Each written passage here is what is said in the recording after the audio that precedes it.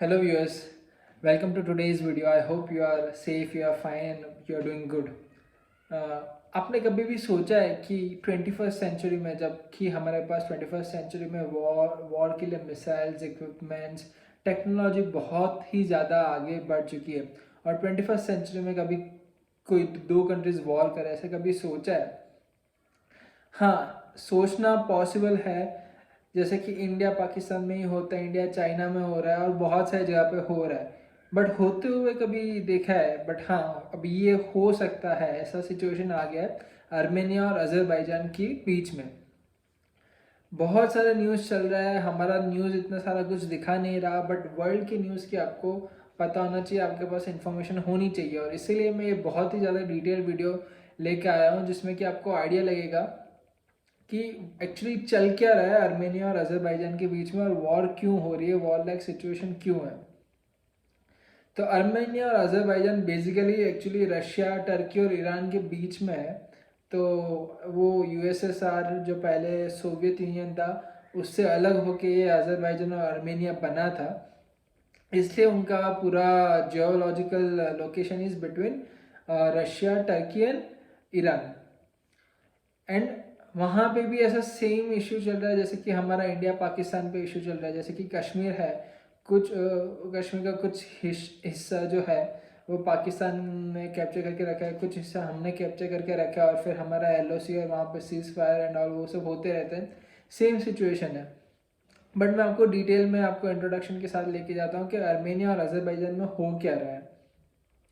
Normally पहले अगर देखें तो आर्मेनिया की पॉपुलेशन 3 मिलियन है, मतलब 30 लाख लोग हैं और उसमें से 95% क्रिश्चियन है और वो कंट्री सेक्युलर है। अजरबैजान की पॉपुलेशन 10 मिलियन है जहाँ पे 99% मुस्लिम है और वो भी सेक्युलर है। सेक्युलर मतलब वहाँ पे कोई रिलीजन फॉलो करने की कहीं पे भी मनाही नहीं है, मतलब ऐसा फ्रीडम ऑफ रिलीजन है। सो ये वॉर क्यों? मतलब अगर फ्रीडम ऑफ रिलीजन है तो ऑफ कोर्स ये दोनों अलग अलग कम्युनिटी के हैं, तो रिलीजन वॉर नहीं है ये। वहाँ पे कोई भी रिलीजन वॉर नहीं कर रहा है इसको लेके। सो अभी वॉर क्या है तो कि एक पर्टिकुलर एरिया है जिसको बोलते हैं नगानो काराबाग, उसको लेके है। जैसे यहाँ पे इंडिया में कश्मीर है, वैसे वहाँ पे नगानो काराबाग है, उसको लेकर है कि वो उसका कंट्रोल किसके पास रहेगा, उसको लेके ये पूरा वॉर जैसा सिचुएशन वहाँ पे बना रखा है। तो एक तो हम लोग ने देख लिया कि रिलीजन तो यहाँ पे फैक्टर नहीं है, इवन दो बहुत ही मेजोरिटी ऑफ द पॉपुलेशन वहाँ पे डिफरेंट डिफरेंट साइड्स की है। तो जियो पॉलिटिकल इशू है, मतलब जो जियो पॉलिटिकल इशू है उसी से रिलेटेड है, कोई कहीं पे भी रिलीजन के बेसिस पे कुछ नहीं है। अब कंट्री और यहाँ पे ये जो मेन जहाँ पे फोकस है वो एक तो माउंटेन एरिया है और वहाँ पे बहुत सारे फॉरेस्ट है, बहुत सारे पेड़ है और वहाँ की पॉपुलेशन बहुत कम है। वो जो पर्टिकुलर एरिया है नगोर्नो काराबाग का, इट्स अराउंड 1,50,000 ओनली। एरिया बहुत बड़ा है बट पॉपुलेशन बहुत कम है और majority of the population is Armenian. Still Azerbaijan को वो चाहिए वो हिस्सा, इवन दो पॉपुलेशन अर्मेनियन है, अर्मेनियन मतलब क्रिश्चियन पॉपुलेशन है, स्टिल अजरबैजान को वो एरिया चाहिए अपने जियो पॉलिटिकल मतलब अपने कंट्री के अंडर में।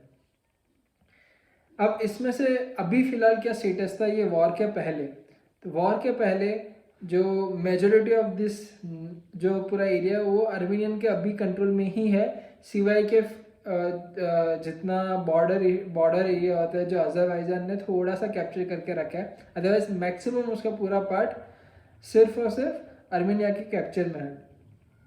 अब ये उनके पास है और तो फिर अभी वापस इश्यू क्यों हो रहा है? ये इश्यू सेम है जैसे लाइक इंडिया पाकिस्तान बहुत टाइम से चलता आ रहा है। तो एक्चुअली इसमें था क्या कि जब यूएसएसआर सोवियत यूनियन था तभी ये पूरा एक साथ था, पूरा एक कंट्री के पूरा एक उसके अंदर यूनियन के अंदर आता था। तभी भी अजरबैजान अलग था, अर्मेनिया अलग था और ये जो पर्टिकुलर एरिया वो इंडिपेंडेंटली कंट्रोल करता था। जैसे कि यहाँ पे जैसे कि यूनियन टेरिटरीज या ऐसा और कुछ होता है जो कि सेंट्रली गवर्नड होता है, तो वैसा ही वहाँ पे क्या था कि अजरबैजान अर्मेनिया स्टेट थे अलग और ये इंडिपेंडेंट जगह था जो कि सेंट्रल गवर्नमेंट वहाँ से मॉस्को से कंट्रोल करती थी। तो क्योंकि ये ऑलवेज पहले से ही डिस्प्यूटेड था, जब से सोवियत यूनियन था तब से। जब सोवियत यूनियन का विभाजन हुआ डिफरेंट कंट्रीज़ में, जैसे कि टर्की हो गया, अज़रबैजान, आर्मेनिया हो गया, तब सोवियत यूनियन ने ये पर्टिकुलर एरिया अज़रबैजान को दे दिया, कि बोला कि अज़रबैजान कंट्रोल करेंगे। बट वहाँ की जो पॉपुलेशन है, उन्होंने लेजिस्लेशन में एक बिल पास कर दिया, क्योंकि वो इंडिपेंडेंट था, तो वहाँ का एक छोटा सा लेजिस्लेशन था कि हमें आर्मेनिया के साथ जुड़ना है, बिकॉज ऑफ कोर्स उनकी पॉपुलेशन आर्मेनियन ज़्यादा थी, तो आर्मेनिया के साथ जुड़ना है, वैसा करके रेगुलेशन पास कर दिया, जो कि मॉस्को ने कंसिडर नहीं किया, सिर्फ अज़रबैजान की और ही उनको कंट्रोल करने के लिए दे दिया। तब से लेकर एक वहाँ का जो प्रॉपर जो एरिया, जैसे कि मैंने आपको बोला कि आर्मेनिया के रूल में मैक्सिमम ऑफ द एरिया अभी फ़िलहाल के लिए वो आर्मेनियन सेपरेटिस्ट ने कवर कर लिया, कैप्चर कर लिया, और Armenian main government Armenian separatist को हेल्प करती है वो पूरा एरिया रन करने में। तो अभी फ़िलहाल वो सिचुएशन है। और आगे उसके बढ़ते बढ़ते बहुत सारे ऐसे किस्से जहाँ पे आए कि 2016 में भी वॉर हुआ था, तो वॉर काइंड ऑफ नहीं, बट बहुत बड़ा सीज फायर हुआ था, एंड तभी रशिया आके हेल्प किया था। बट इसमें ज़्यादातर देखें ना तो आर्मेनिया बहुत ही ज़्यादा प्रॉब्लम में है। क्यों? बिकॉज रशिया ने पहले ही अज़रबैजान को ये कंट्रोल दे दिया था। सो ऐसे देखें इंटरनेशनल लेवल पे तो अज़रबैजान की टेरिटरी में वो आता है। सेकेंडली, अज़रबैजान को हेल्प कर रहा है टर्की। हम बोल सकते हैं कि दोनों के वहाँ पे मुस्लिम पॉपुलेशन ज़्यादा है, बट ऐसा नहीं है। अज़रबैजान के पास बहुत ही ज़्यादा ऑयल एंड गैस रिजर्व्स है, और ऑयल एंड गैस रिजर्व्स होते हुए इस टर्की के साथ बहुत ही अच्छे रिलेशंस है, बायलैटरल रिलेशंस है। अज़रबैजान ने बहुत ज़्यादा इन्वेस्टमेंट टर्की में कर रखा है, तो बहुत ही अच्छा एलाई है टर्की अज़रबैजान का। तो टर्की ने खुले में आके सामने से बोल दिया है कि ये particular area disputed area Azerbaijan का ही है, और अगर मिलिट्री की हेल्प पड़े तो दे विल हेल्प अज़रबैजान। और आर्मेनिया फंस गया। हमें पता है टर्की बहुत ही बड़ा स्पेस है, जस्ट लाइक इंडिया, और फंस गया अभी, क्योंकि अज़रबैजान वैसे ही पहले ताकतवर है आर्मेनिया से इन कंपेयर टू पॉपुलेशन देखे और वैसे मिलिट्री के हिसाब से देखे तो। और उसकी वजह से टर्की ने भी अभी सपोर्ट कर दिया, और बहुत न्यूज़ आया था कि पाकिस्तान भी वहाँ पे अज़रबैजान को सपोर्ट करने के लिए आर्मी भेजने वाला है, बट वो फिर न्यूज़ फेक निकली, रूमर्स निकली। बट अभी के लिए टर्की तो उनके साथ है।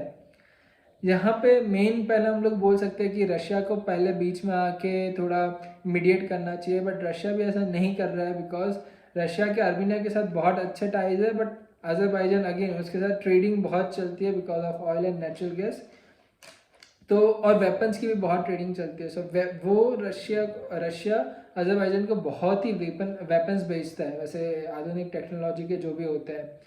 तो आर्मेनिया को वो भी नहीं पसंद कि उनको आर्मेनिया रशिया का एलाई है, तो फिर अज़रबैजान को क्यों वेपन्स बेच रहा है रशिया।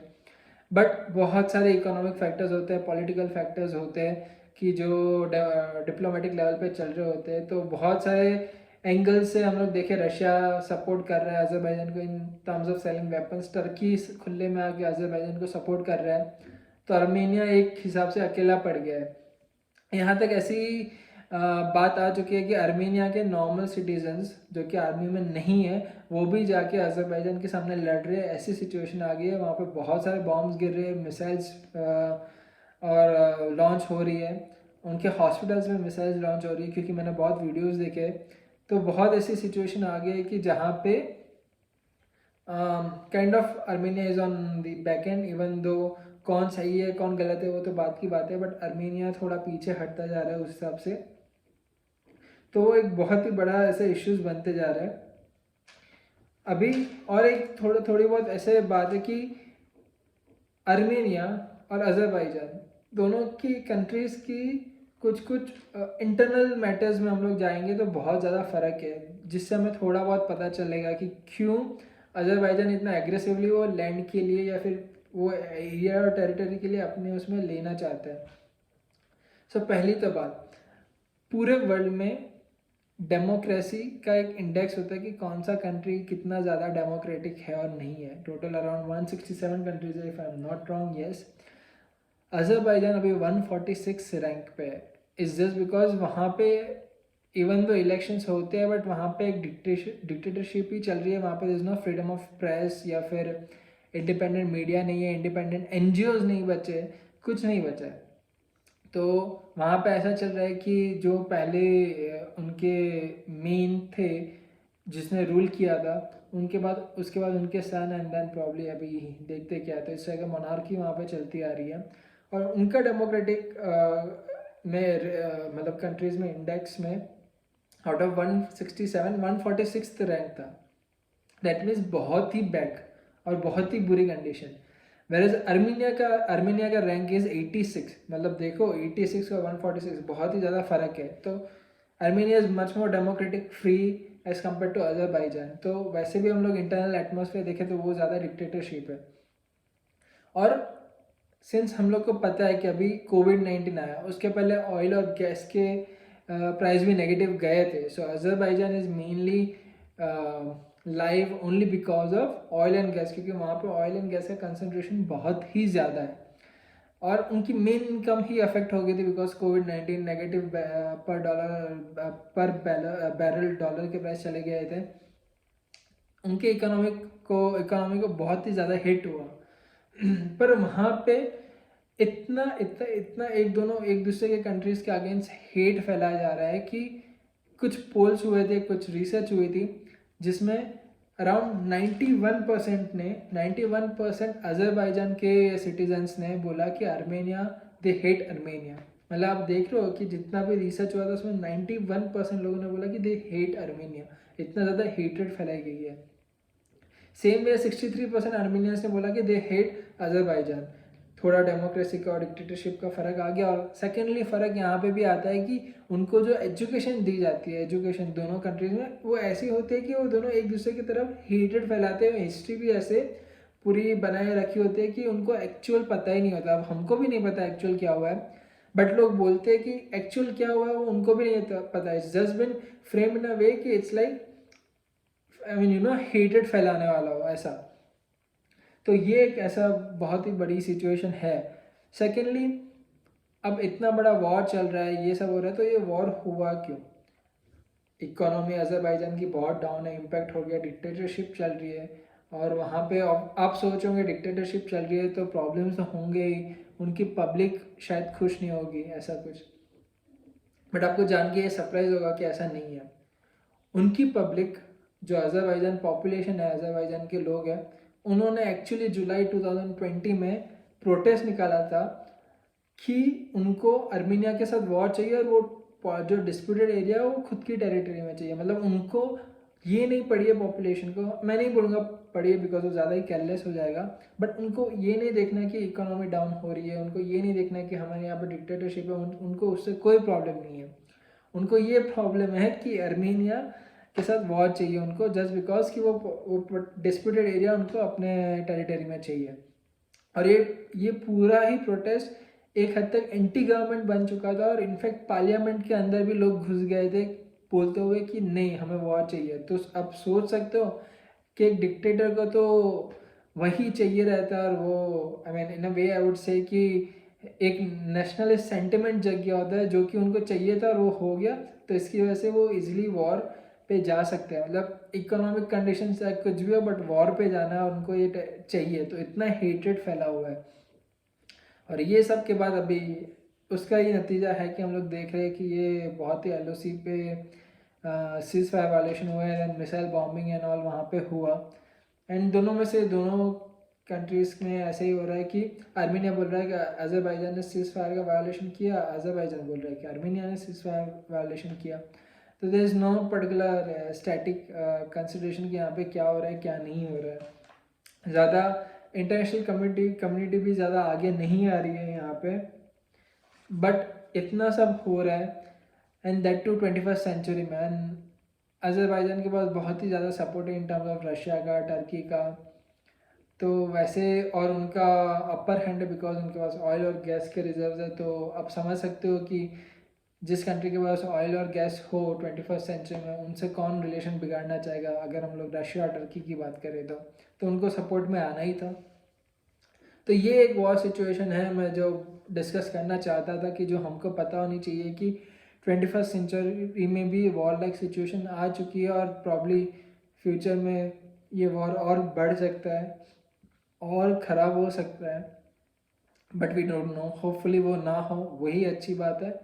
बट आई होप ये वीडियो आपको पसंद आया होगा। अगर ये आपको पसंद आया होगा तो आप लाइक करिए, कमेंट करिए, इस वीडियो को शेयर करिए, मेरी चैनल सब्सक्राइब करिए। Until next video, stay safe, stay healthy, stay quarantined, keep dreaming and keep following your dreams. Thank you. Goodbye.